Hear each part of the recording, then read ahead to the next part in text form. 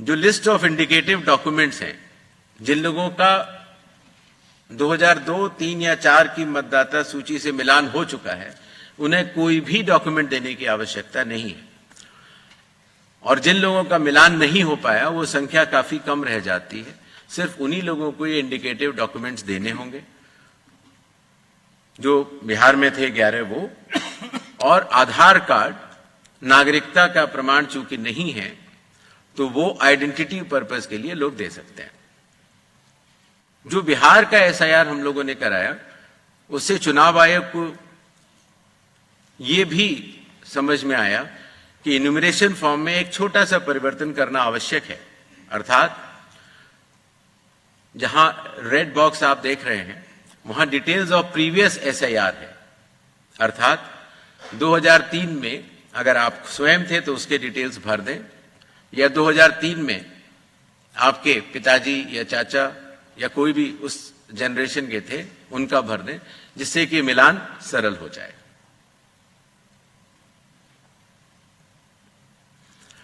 जो enumeration form दिया जाएगा उसमें काफी चीजें प्री प्रिंटेड होंगी। मतदाता का नाम, उसका एपिक नंबर, उसका पता, सीरियल नंबर, पार्ट, कौन सी असेंबली है, और उसका पुराना फोटो। एक क्यूआर कोड भी दिया जाएगा जिससे कि उस क्यूआर कोड को स्कैन करके आप स्वयं देख सकते हैं। सभी मतदाताओं से चुनाव आयोग का यह आग्रह रहेगा कि जहां पेस्ट करेंट फोटो लिखा हुआ है, वहां पर अपनी नई और रंगीन फोटो, कलर्ड फोटो वहां पर अगर लगाएंगे तो जब भी आपका नया एपिक कार्ड बनेगा तो उसमें वो फोटो लगाई जाएगी, तो अच्छा लगेगा। शिनाख्त में भी आसानी होती है, बिकॉज कई बार वोटर कार्ड्स में लोगों के बहुत पुराने पुराने फोटो लगे हुए हैं। इन्यूमरेशन फॉर्म का ये हिस्सा है जो प्री प्रिंटेड के बाद नीचे आता है। उसमें ये डिटेल्स इलेक्टर्स को भरने होंगे। आधार नंबर बिहार में भी ऑप्शनल तरीके से चुनाव आयोग ने लिया था और इस बार भी आधार नंबर लिया जाएगा। फादर का नाम भी है, एपिक भी है, आपके स्पाउस, मदर, फादर का नाम भी है, डेट ऑफ बर्थ भी। जी, जो प्रीवियस एसआईआर के जो 2 खाने मैंने आपको बताए थे, उसमें स्वयं का अगर नाम है तो पहला जो बाईं तरफ वाला बॉक्स है जिसमें इलेक्टर का नाम, एपिक अगर उसका है उस समय तो, बिकॉज 2003 में कई लोगों के पास एपिक नंबर नहीं था।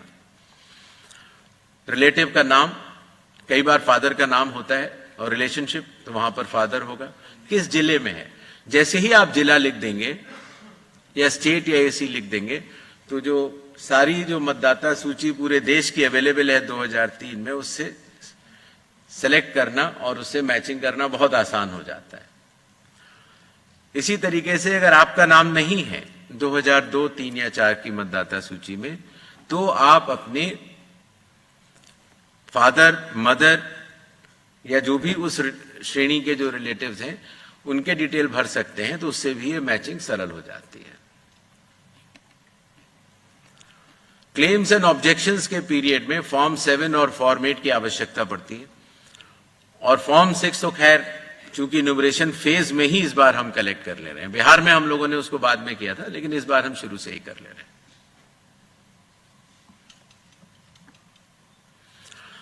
जो लिस्ट ऑफ इंडिकेटिव डॉक्यूमेंट्स हैं, जिन लोगों का 2002, 3 या 4 की मतदाता सूची से मिलान हो चुका है, उन्हें कोई भी डॉक्यूमेंट देने की आवश्यकता नहीं है।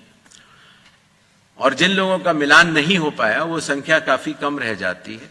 सिर्फ उन्हीं लोगों को ये इंडिकेटिव डॉक्यूमेंट्स देने होंगे जो बिहार में थे 11 वो, और आधार कार्ड नागरिकता का प्रमाण चूंकि नहीं है तो वो आइडेंटिटी पर्पस के लिए लोग दे सकते हैं। नेक्स्ट, ये वो 12 राज्य हैं जहां पर कल से एसआईआर शुरू होने वाला है। Andaman and Nicobar island union territory, state Chhattisgarh, Goa, Gujarat, Kerala, union territory Lakshadweep, Madhya Pradesh, Puducherry union territory, Rajasthan, Tamil Nadu, Uttar Pradesh, West Bengal. इन 12 राज्यों में कुल मतदाता 51 करोड़ के लगभग हैं। लगभग 5,33,000 बूथ लेवल ऑफिसर्स इस महान कार्य में अपना योगदान देंगे। लगभग 7,64,000 बूथ लेवल एजेंट्स जो पार्टीज द्वारा नामित हैं वो इसमें अपना योगदान देंगे और लगभग 10,500 EROs और लगभग 321 कलेक्टर्स, ये पूरी चुनावी कर्मियों की जो टीम है वो इस SIR की फेज 2 में कार्य करेगी और इसको सफल बनाएगी।